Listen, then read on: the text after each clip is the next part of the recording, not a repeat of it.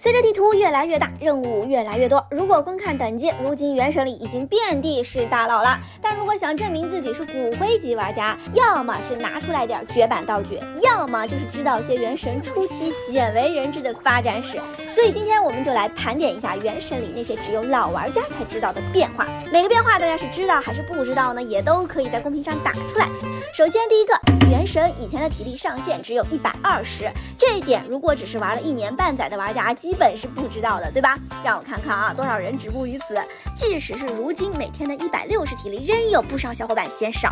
然而最初咱们可是只有120的，据说是玩家合力要求，最终官方才在一次更新后把上限提升到了160。当然，玩家当时还是不满意的，因为大家要的是体力，不是体力上限。160的话，一天基本只用上线一次，多出的20体力不要也罢。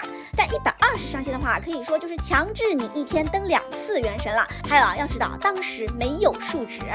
再还有啊，最初的活动也要花你的体力啊，你敢信啊？领那点原石啊，真就是不容易啊。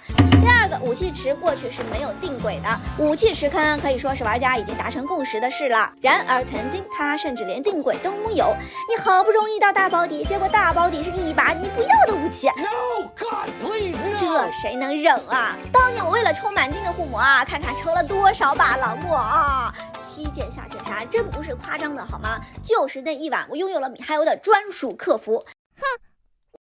第三，角色跟专武是不一定一起上的，或者说不是每个角色都有专武。往近了说，很多小伙伴应该知道阿贝多的专武是后期送的4星，对吧？往远了说，当年我抽护魔的时候，胡桃都没上呢，武器是提前出的。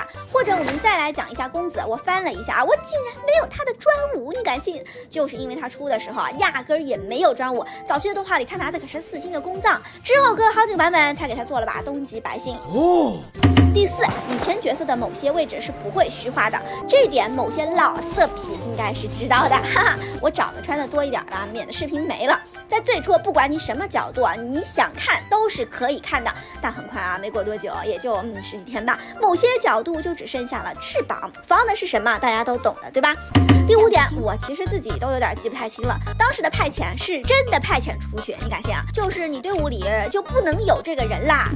那对于本来就没有多少角色的萌新而言，既然这就是逆天的设定，好在后来也是给改掉了。第6点，以前刷圣遗物掉的东西直接扔地上让你自己捡，你敢信啊？就跟开宝箱差不多，那东西好不好等于是要翻背包呀。但由于是初期，大家都是摸索着玩，反正我当时压根儿不懂刷本，所以对这点也是记忆模糊。总之，除了第4点外，大家可以看出原神是在不停进步的。虽然中间也出过一些节奏，但只要懂得重视玩家的感受，这就是一款值得玩到关服的游戏。那么大家有什么古早的回忆，也欢迎在评论区分享哦，拜拜。